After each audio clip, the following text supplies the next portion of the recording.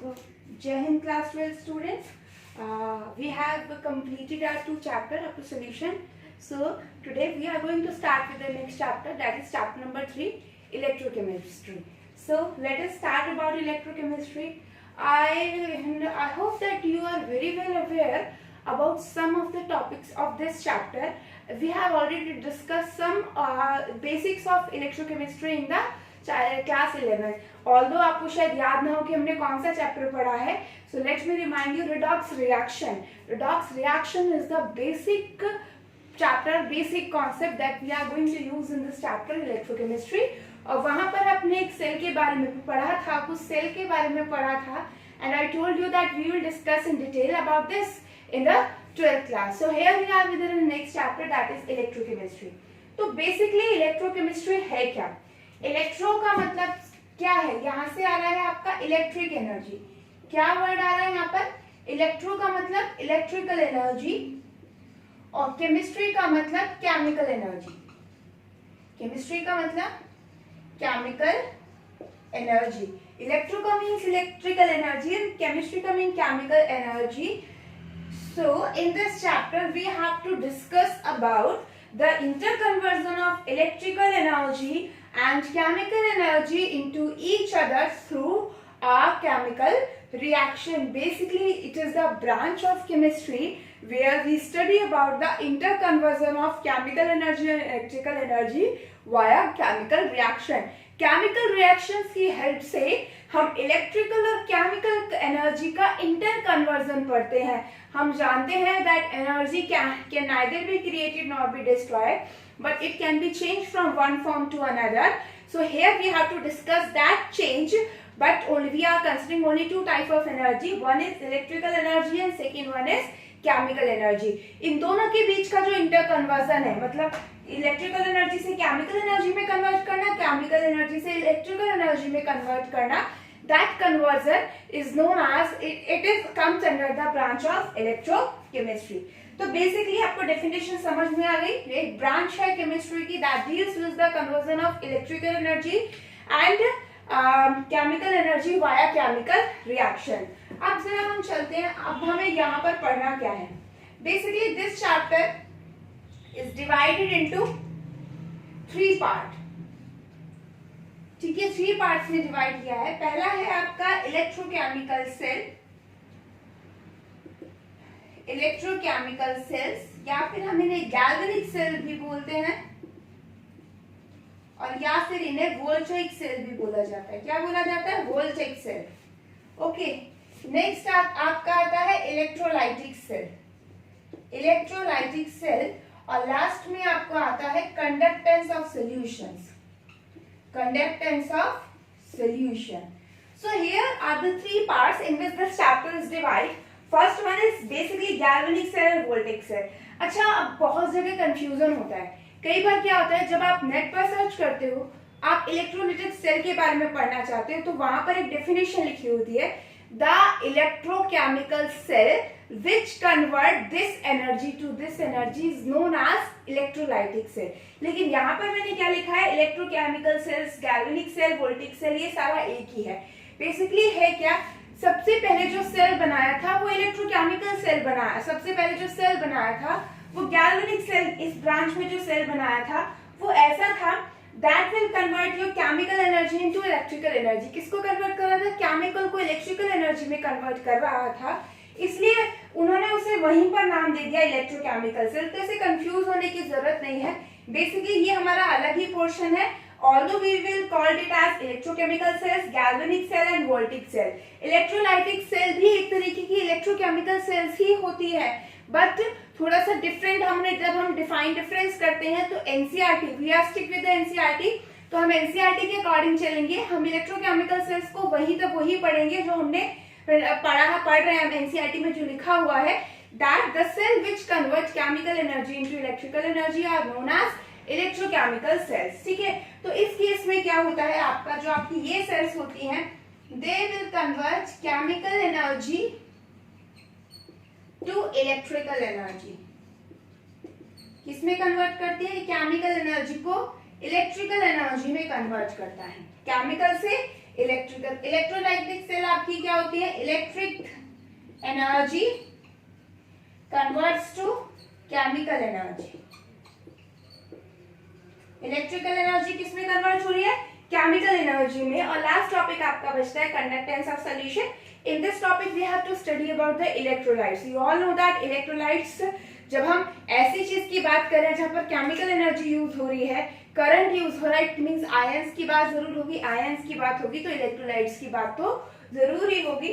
So here are the three portion of this chapter, electrochemical cell, electrolytic cells and last one is conductance of solution. So चलिए revise करते हैं, electrochemical cells या galvanic cell या voltage cell क्या होती है, the cell which convert chemical energy into electrical energy. ठीक है, जो केमिकल एनर्जी को इलेक्ट्रिकल एनर्जी में कन्वर्ट करे, मतलब आप कोई केमिकल रिएक्शन करो और उससे इलेक्ट्रिसिटी प्रोड्यूस हो जाए। जैसे आपके घर के इन्वर्टर की बैटरीज होती हैं, जो हमारे होम बैटरीज होती हैं, हम जो घर पे बैटरीज यूज करते हैं, that will work on the process of both the cell, but basically जो उसमें स्टार्टिंग वाला प्रोसेस है that is related to the electrochemical cell. उसके बाद इलेक्ट्रोलाइटिक, इलेक्ट्रिसिटी से केमिकल रिएक्शन कराना, लास्ट में आपका conductance of solution. So let us start with this electrochemical sales.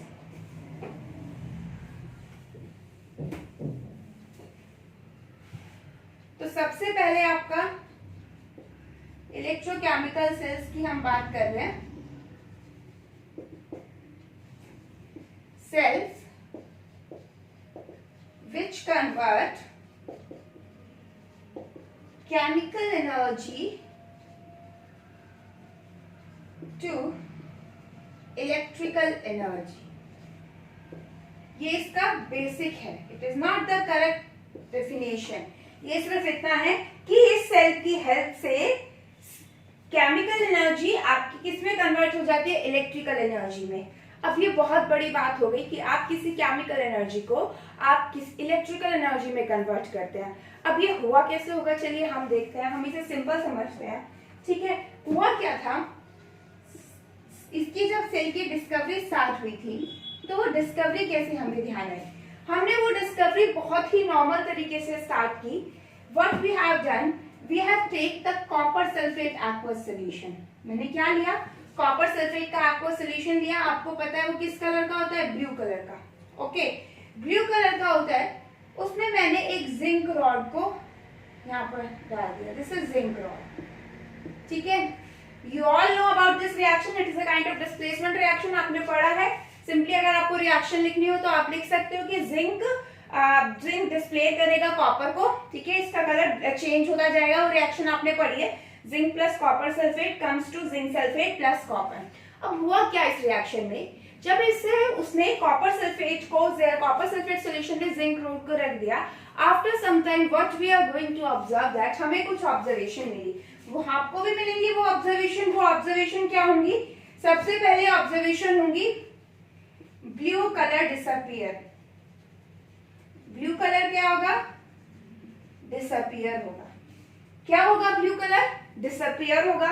ठीक है, इट मींस इसका जो कॉपर सल्फेट का ब्लू कलर है वो डिसअपियर होता जा रहा है।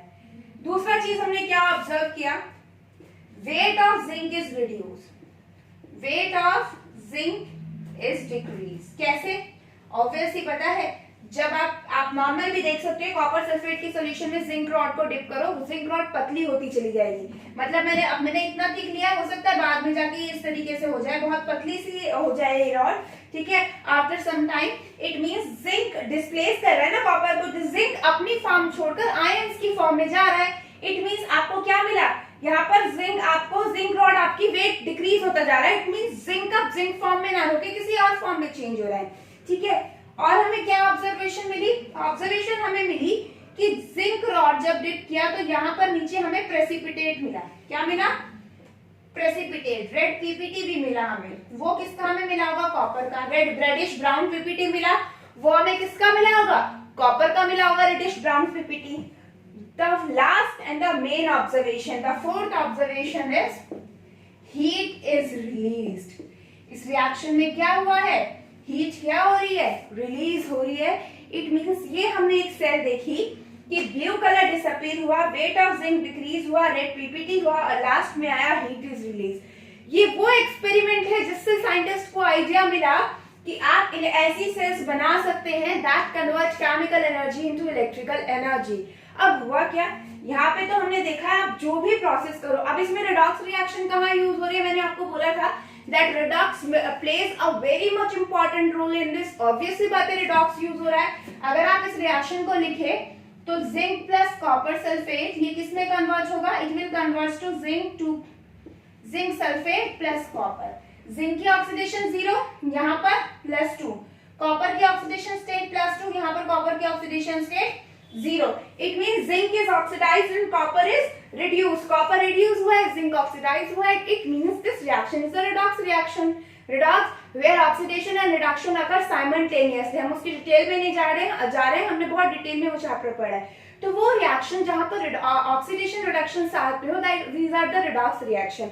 इट मींस मैंने एक ऐसी, यानी कि एक बात तो साफ है, for preparing the electrochemical cell हमें एक ऐसा रिडॉक्स रिएक्शन लेना पड़ेगा जो वो रिडॉक्स रिएक्शन होगा और आपका इलेक्ट्रिकल एनर्जी बन जाएगा। अब ये क्या है, यहाँ पर तो हमें मिला हीट। क्या मिला, हीट। अब यहाँ से साइंटिस्ट ने थोड़ा सा दिमाग लगाना स्टार्ट किया। क्या स्टार्ट किया उन्होंने, they will try to find out a method which will convert that heat energy to electrical energy। भाई हमारी तो ये बेकार ही तो जाएगी हीट एनर्जी, ठीक है।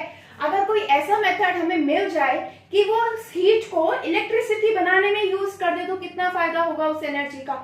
ऑल्दो हीट एनर्जी तो ज्यादा से ज्यादा एटमॉस्फेयर में चली जाएगी, it is of no use. आप थोड़ा बहुत यूज कर सकते हो, ज्यादा क्या करोगे। But once you convert this heat energy to electrical energy, सोचो आप उससे क्या क्या किन किन चीजों में यूज कर सकते हो। हम इलेक्ट्रिसिटी का यूज तो हम अपनी डेली लाइफ में इतना करते हैं।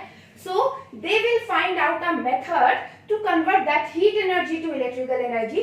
बट हमने यहाँ पर ये नहीं कहा कि हीट को इलेक्ट्रिकल, बट क्योंकि बेसिकली तो हमें केमिकल रिएक्शन कर रहे हैं ना, तो हमें केमिकल एनर्जी, हमें केमिकल से एनर्जी मिली। इस केमिकल एनर्जी को now we are going to convert into the electrical energy. तो अब उन्होंने क्या किया, अब उन्होंने इस रिडॉक्स रिएक्शन को डायरेक्ट, ये डायरेक्ट रिडॉक्स रिएक्शन है, अब इस रिडॉक्स रिएक्शन को डायरेक्ट ना करके क्या किया जाता है, इनडायरेक्ट मेथड से किया जाता है। This redox reaction is now carried out indirectly in an indirect way. आपको हम एक इनडायरेक्ट वे में आपके रिएक्शंस को कर दिखाएंगे। तो अब हम देखते हैं कि how this reaction will occur in an indirect way. तो चलिए अब हम स्टार्ट करते हैं अपनी रिएक्शन को इनडायरेक्ट वे में करना कि किस तरीके से हम करेंगे, ठीक है। चलिए, तो बेसिकली अगर मैं कहूं इस रिएक्शन को डिफाइन करूं, एक इलेक्ट्रोकेमिकल सेल्स को डिफाइन करूं, तो सिंपली है cells which convert chemical energy into electrical energy. और डिफाइन अगर आप करो तो डिफाइन करते हैं a device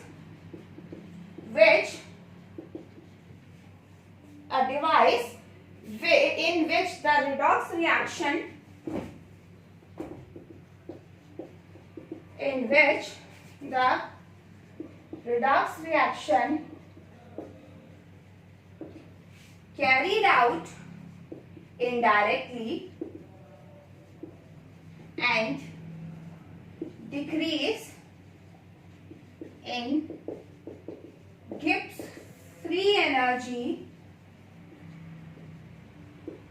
appears as electrical energy।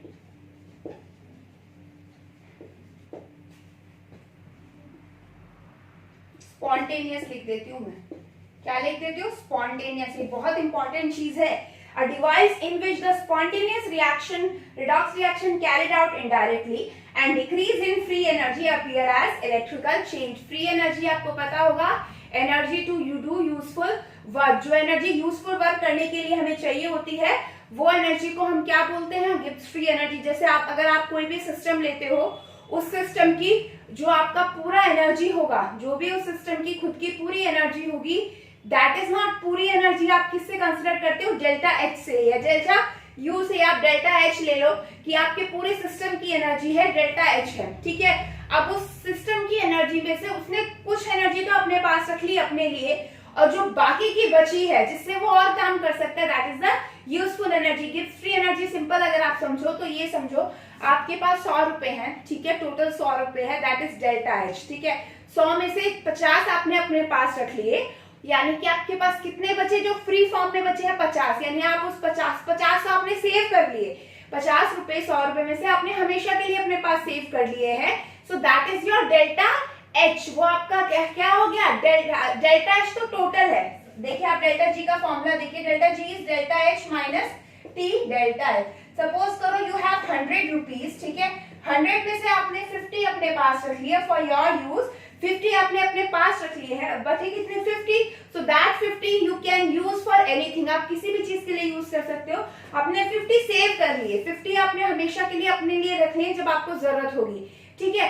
तो आप बाकी के जो 50 बचे हैं वो आपने किसी को भी दे सकते हो, ऐसे ही रख दिया आपने, कोई भी ले सकता है। It means that 50 is your Gibbs free energy that will use. तो सिंपली गिब्स फ्री एनर्जी होती है सिस्टम के पास की वो एनर्जी जो उससे यूजफुल वर्क कराने में काम आती है। सिस्टम की अपनी खुद की एक एनर्जी होती है, उस एनर्जी में से वो उस एनर्जी का कुछ पार्ट अपने पास अपनी फ्रीडम के लिए रखता है, अपने लिए रखता है, बाकी के पार्ट को फ्री छोड़ देता है। जो पार्ट वो फ्री छोड़ता है एनर्जी का, that is your Gibbs free energy. तो इस इनमें केसेस में सिंपली आपका क्या होगा, इलेक्ट्रोकेमिकल सेल में सबसे जो इंपॉर्टेंट बात है वो क्या है, एक तो स्पॉन्टेनियस रिडॉक्स रिएक्शन होनी चाहिए। स्पॉन्टेनियस मींस खुद जो हो जाए, और जब कोई रिएक्शन खुद से होती है तो उसका डेल्टा जी क्या होता है, नेगेटिव होता है। Delta G is negative, release होना है बहुत ज्यादा एनर्जी का, तो वो जो एनर्जी रिलीज होगी, जो हमने अभी देखा था वहां पर हीट फॉर्म में रिलीज हो रही है, यहाँ पर हम उस एनर्जी को किस में कन्वर्ट करेंगे, इलेक्ट्रिकल एनर्जी में। अब यहाँ पर एक वर्ड देखिए जो लिखा है, a device in which the spontaneous redox reaction carried out indirectly. ये वर्ड देखिए इनडायरेक्टली, यानी डायरेक्टली अगर आप कराते हो रिडॉक्स रिएक्शन को तो इलेक्ट्रिक एनर्जी की जगह हीट एनर्जी मिलता है। तो इसलिए हमें रिडॉक्स रिएक्शन को हमेशा कैसे कराना है, indirectly, so that we can convert that heat and we can utilise that excess energy in the form of electricity. तो चलिए अब हम इनडायरेक्ट उसे करते हैं। इनडायरेक्ट करने के लिए मैंने क्या किया, पहले मैंने एक ही बीकर में जिंक और कॉपर को रखा था, अब मैं उनको अलग अलग कर दूंगी। अब भी मैंने क्या किया, एक ही बीकर में कॉपर सल्फेट और जिंक को एक साथ रख दिया। अब मैं उनको डायरेक्ट रिडॉक्स ना करा के इनडायरेक्ट वे से कराऊंगी। और इनडायरेक्ट वे का मतलब क्या होता है, मतलब उन्हें अलग अलग करके करो, मतलब दोनों को अलग अलग रखो और फिर भी रिडॉक्स रिएक्शन हो, तो वो हमें करना है। तो चलिए अब हम देखते हैं। तो अब सबसे अच्छा एक चीज और मैं आपको बता दूं, इलेक्ट्रोकेमिकल सेल्स का नाम, इलेक्ट्रोकेमिकल सेल्स को हम गैल्वेनिक सेल भी बोलते हैं, और हम इन गैल्वेनिक सेल को वोल्टेज सेल भी बोलते हैं। क्या बोलते हैं हम, वोल्टेज सेल, ठीक है। अब ये वोल्टेज सेल का क्यों बोलते हैं, because first electrochemical cell was prepared by Alessandro Volta, ठीक है। आपको लेजेंड्रो वोल्टा ने और लुइगी गैल्वानो एंड लेजेंड्रो वोल्टा ने सबसे पहले इलेक्ट्रोकेमिकल सेल्स को प्रिपेयर किया था, इसलिए इन सेल्स का नाम गैल्वेनिक सेल और वोल्टेज सेल भी है। तो अब हम इस एग्जांपल से समझते हैं, वो एग्जांपल जो आपकी एनसीईआरटी में गिवन है, and that example will be of Daniell cell. Daniell cell क्या होता है आपका, Daniell cell is an example of galvanic cell. Daniell cell आपका गैल्वेनिक सेल का एक एग्जांपल है, and this cell is made up of, ये मेड बनी है जिंक कॉपर सेल होती है। किसकी होती है आपकी, जिंक और कॉपर की सेल होती है डैनियल सेल। ये सिर्फ एक एग्जांपल है गैल्वेनिक की सेल का, all the cells are not Daniell cell. हाँ, all the electrochemical cells are galvanic cell, Daniell cell is just an example of galvanic cell. Daniell cell specific है, that will made up of zinc and copper. Zinc और copper की जो electrochemical cell होगी that is your Daniell cell. तो हम उसी का example लेके समझते हैं बेटा कि आप कैसे एक इलेक्ट्रोकेमिकल सेल को बनाओगे। तो हमने अभी तक मैंने आपसे कहा कि आपको एक कंपार्टमेंट में करना है, बस अब मैंने क्या किया, यहाँ पर मैंने 2 कंपार्टमेंट ले लिए। तो इतना आपको समझ में आ गया। चलिए मैं डायग्राम बनाती हूँ। मैंने यहाँ पर 2 कंपार्टमेंट ले लिए। उससे पहले आपको हमेशा याद रखना है, सेल से पहले जब भी आप सेल की बात करते हो, दो चीजें आती हैं। एक आता है कैथोड और एक आता है anode. Whatever cell you are talking about, because we are known about oxidation and reduction process, but हमें कैथोड और एनोड के बारे में पता होना चाहिए। कैथोड पर क्या होता है हमेशा रिडक्शन, और एनोड पर क्या होता है ऑक्सीडेशन। मींस अगर आप किसी भी रेडॉक्स रिएक्शन से कोई भी सेल बनाना चाह रहे हो तो उस सेल में आपको कुछ रॉड्स लेनी पड़ती है। रॉड होती है चाहे मेटल की या फिर आप किसी भी रॉड ले सकते हो, एक्टिव और इनएक्टिव मेटल की आप किसी की भी रॉड ले सकते हो। वो जो रॉड होती हैं उनको हम कैथोड और एनोड बोलते हैं। जिस रॉड पे रिडक्शन होगा उसे कैथोड बोलेंगे, जिस रॉड पे ऑक्सीडेशन होगा उसे एनोड बोलेंगे। तो चलिए अब हम देखते हैं हमने क्या किया। हमने इस तरीके से दो कंपार्टमेंट लिए, ठीक है। इस कंपार्टमेंट पे मैंने फिल किया कॉपर सल्फेट सॉल्यूशन। क्या फिल किया? Copper sulphate aqueous. और यहाँ पे मैंने फिल किया है जिंक सल्फेट एक्वस, ठीक है, इस तरीके से। अब मैंने इसमें एक रॉड ली है। This rod is made up of zinc. किसकी बनी है? ये आपका क्या है? जिंक की रॉड है, zinc rod. It is electrodes. क्या है ये? इलेक्ट्रोड्स हैं। यहाँ पर मैंने ली है कॉपर की रॉड। किसकी रॉड ली है? कॉपर रॉड, ठीक है। ये भी आपका क्या है? इलेक्ट्रोड है, ठीक है। अब मुझे नहीं पता कौन कैथोड है कौन एनोड है। जब भी आप सेल बनाते हो तो कैथोड एनोड में पॉजिटिव नेगेटिव चार्ज आते हैं। And if you remember then I told you don't remember it like that कि कैथोड पर नेगेटिव एनोड पर पॉजिटिव, क्योंकि ऐसा हमेशा नहीं होता। That anode is positive, cathode is negative. आपको बस इतना याद रखना है कि कैथोड पे रिडक्शन होगा, एनोड पे ऑक्सीडेशन होगा। चार्ज कैसे आएगा? वो चार्ज हम अपने आप आ जाएगा, चार्ज अपने आप आएगा। हमें तो सिर्फ इतना ध्यान रखना है कि कैथोड जो वो होगा जहां पर रिडक्शन होगा, एनोड वो होगा जहां पर ऑक्सीडेशन होगा। तो अभी मैं कुछ नहीं लिख रही हूँ कि कैथोड कौन सा है और एनोड कौन सा है। तो चलिए अब हमने ये बना दिया, ठीक है। अब मैंने इसे क्या किया, मैंने यहाँ पर एक बल्ब लगा दिया, या बल्ब की जगह आप यहाँ पर एमीटर भी लगा सकते हो, या वोल्टमीटर भी लगा सकते हो, या गैल्वेनोमीटर लगा सकते हो, जिससे आपका डिफ्लेक्शन शो हो। अब होगा क्या? ऑब्वियस सी बात है, वहां पर देखो आपको क्या हो रहा था। अब यहाँ पर इनडायरेक्ट होगा, इनडायरेक्ट रिडक्शन होगा। वहां पर कॉपर सल्फेट में से कॉपर +2 आयन किस में कन्वर्ट हो रहा था? कॉपर में। यहाँ पर क्या होगा? ये जिंक की रॉड है, तो ऑब्वियस सी बात है जब आप जिंक रॉड की बात करोगे तो ये जिंक रॉड, इसमें जिंक सल्फेट भी रखी हुई है, तो ये जिंक रॉड का क्या होगा? ऑक्सीडेशन होगा। यहाँ पर तो ये जो जिंक सॉलिड है it will start to convert to zinc 2 positive +2 electron. अब इसमें से क्या होगा? जिंक 2 पॉजिटिव तो सोल्यूशन में आने स्टार्ट हो जाएंगे, और जो आपके इलेक्ट्रॉन है वो यहाँ पर आने स्टार्ट हो जाएंगे। आएंगे या नहीं आएंगे? ठीक है। अब आप खुद ही सोचिए, ये क्या हुआ है? ऑक्सीडेशन। क्या हुआ है? ये ऑक्सीडेशन, यानी ऑक्सीडेशन हुआ है तो ये रॉड कौन सी हो गई? एनोड। क्या हो गया? ये एनोड। अब एनोड पॉजिटिव है या नेगेटिव वो भी हम देख लेते हैं। ये देखो, ये पूरी की पूरी रोड कैसी हो गई? नेगेटिव हो गई इलेक्ट्रॉन से। इट मींस पूरा का पूरा रोड नेगेटिव है, तो यहाँ पर चार्ज कैसा आ गया? नेगेटिव। इसलिए मैंने आपको बोला हमेशा ऐसा नहीं होता कि एनोड पॉजिटिव है, यहाँ खुद से आया है। जिंक का टेंडेंसी होती है जिंक ऑक्सीडाइज होता है, कॉपर की टेंडेंसी होती है कॉपर रिड्यूस होता है। जब इन दोनों सोल्यूशन को थोड़ा साथ में लिया जाए तो तब आपने जिंक की रॉड लिया है, उसे जिंक सल्फेट के सॉल्यूशन में रखा, तो that zinc will dissociate into zinc 2+ ion. ये ऑक्सीडेशन हो गया, because here the oxidation number is 0, here +2, तो increase in the oxidation number is known as oxidation. तो इंक्रीज को हम क्या बोलते हैं? ऑक्सीडेशन बोलते हैं। तो यहाँ पर ऑक्सीडेशन हुआ तो ये क्या आ गया? नेगेटिव आ गया। अब आप खुद देखिए, यहाँ पर तो आया नेगेटिव, ठीक है। अब ये इलेक्ट्रॉन यहाँ से यहाँ फ्लो करते रहेंगे, इलेक्ट्रॉन इधर फ्लो करेंगे, इलेक्ट्रॉन इधर फ्लो करेंगे, ठीक है। यहाँ पर नेगेटिव चार्ज आ रहा है या नहीं आ रहा? आ रहा है, ठीक है। बट यहाँ पर सोल्यूशन में देखो कॉपर सल्फेट है, तो कॉपर सल्फेट किस फॉर्म में प्रेजेंट होता है? कॉपर + सल्फेट आयन, ठीक है। अब जो नेगेटिव चार्ज यहाँ से आया, क्या कॉपर 2 पॉजिटिव उस नेगेटिव चार्ज को छोड़ेगा? नहीं छोड़ेगा।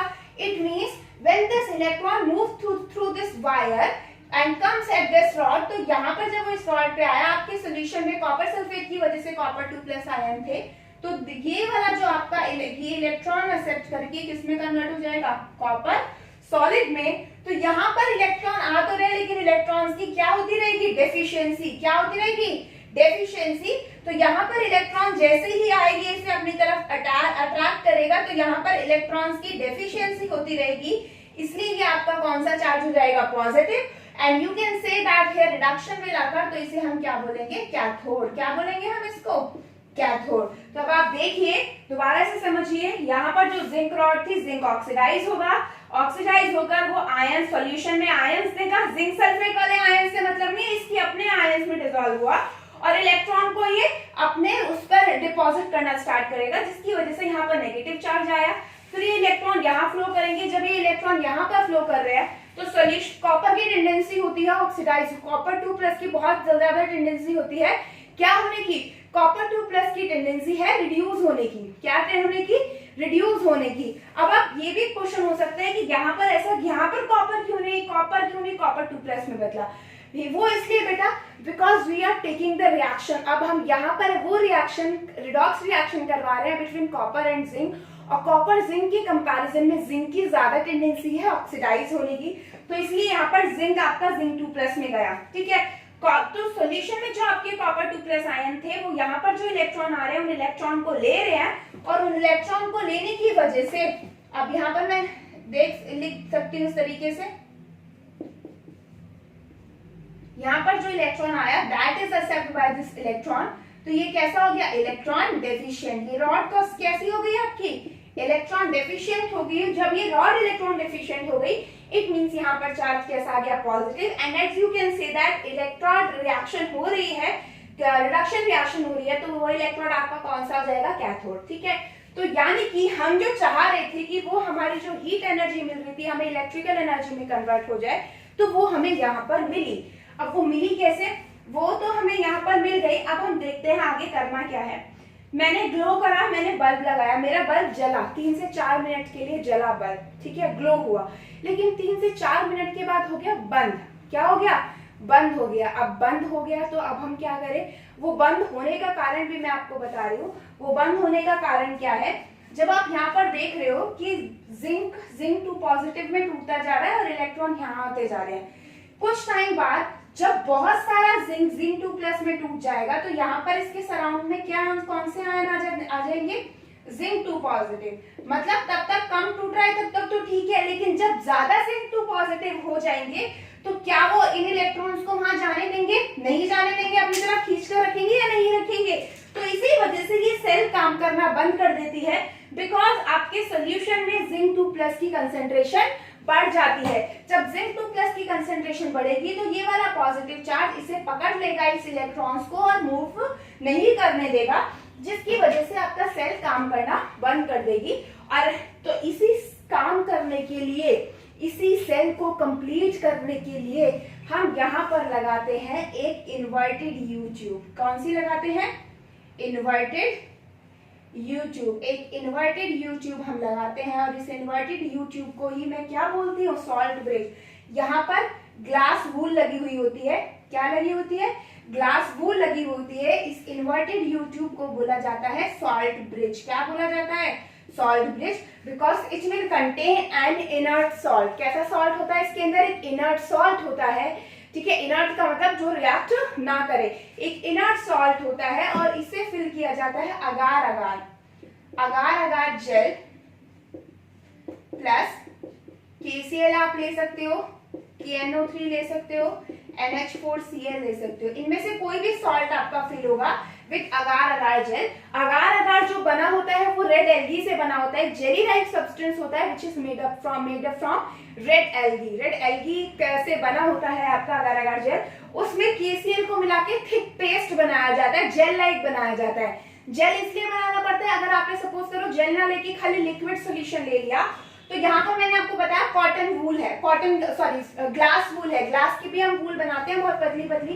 तो अगर आप बहुत ही थिन सोल्यूशन लोगे और जब आप इसे उल्टा करके इसमें डालोगे, तो उल्टा करके जब आप इसमें डालोगे इस थिन यूट्यूब को, तो सारा का सारा लिक्विड इसमें आ जाएगा। इसलिए हमें जेली लाइक सब्सटेंस बनाना है जो यूट्यूब को इन्वर्ट करने पर आपके इलेक्ट्रोलाइट में ना जाए। तो ये जेली लाइक सब्सटेंस होता है सॉल्ट ब्रिज। और ये क्या करता है, आप सपोज करो आपने देखा यहाँ पर जैसे ही जिंक 2+ की कंसेंट्रेशन इंक्रीज हो गई, और मैंने यहाँ पर KCl का एक्वा सोल्यूशन लिया है इन द विद जेल, तो K पॉजिटिव है, Cl माइनस। जैसे ही यहाँ जिंक 2+ की ऑक्सीडेशन बढ़ी, इसने एक Cl माइनस यहाँ पर फेंक दिया, और जैसे ही इसने यहाँ पर Cl माइनस फेंका तो वो 2 Cl माइनस फेंके, तो वो जिंक 2 पॉजिटिव और Cl माइनस ने आपस में क्या कर लिया, न्यूट्रलाइज, तो वो उसे यहाँ पर जिंक 2 पॉजिटिव को ज्यादा डिपॉजिट नहीं होने देगा, जिसकी वजह से आपकी जो इलेक्ट्रिकल न्यूट्रलिटी मेंटेन रहेगी। क्या मेंटेन रहेगी, इलेक्ट्रिकल न्यूट्रलिटी। ऐसे यहाँ पर है, जब आपका कॉपर 2 प्लस इलेक्ट्रॉन लेके कॉपर में कन्वर्ट हो रहा है, तो यहाँ पर एक्सिस में क्या हो जाएंगे, सल्फेट आयन। जब एक्सिस में सल्फेट आयन हो जाएंगे तो उसे न्यूट्रलाइज करने के लिए ये K पॉजिटिव यहाँ पर फेंकेगा, जिसकी वजह से सोल्यूशन क्या हो जाएगा, न्यूट्रलाइज। तो सॉल्ट ब्रिज का सबसे फंक्शन होता है, इट कंप्लीट्स द सर्किट। इसने सबसे पहले सर्किट को कंप्लीट किया, सर्किट हमारा इनकम्प्लीट था जिसकी वजह से वो ज्यादा देर नहीं चल रहा था, सर्किट को कंप्लीट किया। दूसरी चीज, it will maintain the electrical neutrality. क्या मेंटेन करता है ये, इलेक्ट्रिकल न्यूट्रलिटी को भी मेंटेन करता है। तो इसके दो मेन फंक्शन है सॉल्ट ब्रिज के, आपके सेल के। So this is about our electrochemical cell. ये बस थोड़ा सा था, कंस्ट्रक्शन था, ये डैनियल सेल की हमारी कंस्ट्रक्शन थी, इसी से हम आगे सारी चीजें एक्सप्लेन करेंगे। So this is sufficient for today's class. Next thing we will discuss in the next class.